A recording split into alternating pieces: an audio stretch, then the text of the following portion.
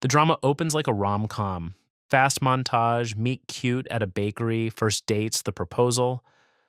Borgli rushes through all of it almost mockingly, like he's reminding you of every romantic comedy you've ever sat through, just to pull the rug out from under you.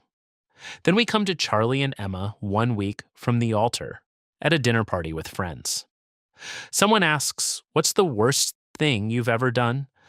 The kind of question drunk people ask when they think intimacy is something you can perform on command. Everyone laughs and confesses. Then Emma tells her story, and the movie changes shape entirely. What she confesses isn't a plot gimmick, it's the whole argument the film is making. Spoiler warning from here. Emma confesses she planned a school shooting as a teenager. I almost did a mass shooting. What do you mean? What do you mean?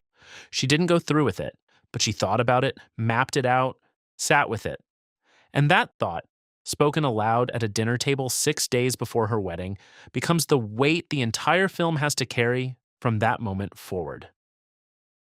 Charlie doesn't get time to privately process what he now knows. He gets pushed immediately into a public moral position. Rachel is furious, Mike frozen, and the wedding is still 6 days away. The script trusts the viewer to catch the hypocrisy without underlining it. The friend group is quick to excuse Charlie's own past behavior, teenage brain, not fully developed, you know how it was. They drop that logic entirely when it comes to Emma. Suddenly, something that she just thought about became a threat to the people she shared it with. The film keeps asking whether modern moral outrage runs on genuine conscience or on reputation management. Whether the question people are really answering is, am I okay with this? Or, what would people think of me if I were okay with this? The dinner party doesn't answer that, neither does the wedding week. The wedding preparations continue, the toasts, the venue tastings, the choreographed first dance they keep rehearsing in the living room. All of it takes on a different weight. Once you know what was said at that table, the normalcy starts to feel like a performance everyone agreed to give without discussing it. Pattinson spends most of the last hour spinning inside his own head. The comedy comes from his intrusive thoughts, which Borgli visualizes as brief static images of violence, and you can't tell whether they belong to the past, the future, or just to Charlie's panicking brain. That ambiguity is deliberate. The film cuts to hauntingly still images that could be memory, could be imagination, could be fear. We keep waiting for Emma's perspective, but we end up inside her partner's spiraling instead. Borgli used the same mechanic in Dream Scenario, thought crimes made visible. Emma didn't actually do anything. She's being condemned for an impulse she didn't act on, a version of herself she buried. The film has no clean framework for what forgiveness looks like in that situation, and it refuses to build one for you.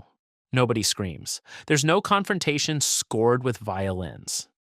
The horror is watching two people who genuinely love each other try to figure out if love has a ceiling, and watching everyone around them decide it does before they even get the chance to find out themselves.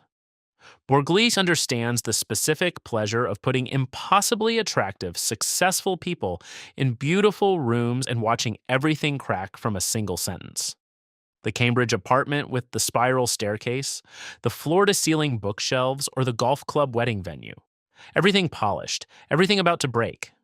One letterboxed review said, "If I was in the writer's room, I would have had the DJ play pumped up kicks."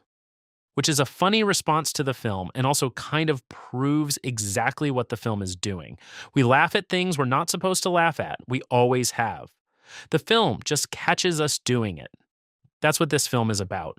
We don't have to judge if Emma is good or bad, or if Charlie should stay or leave. We get to know about the gap between who someone was at their worst and who they became. Marriage asks you to sign something permanent about a person who is still changing, and also trying to judge people on morals that the internet has put as more important than others. Anyways, the wedding goes forward, the ceremony happens, in a way that doesn't give you the comfortable satisfaction. Oh, hey. Hey.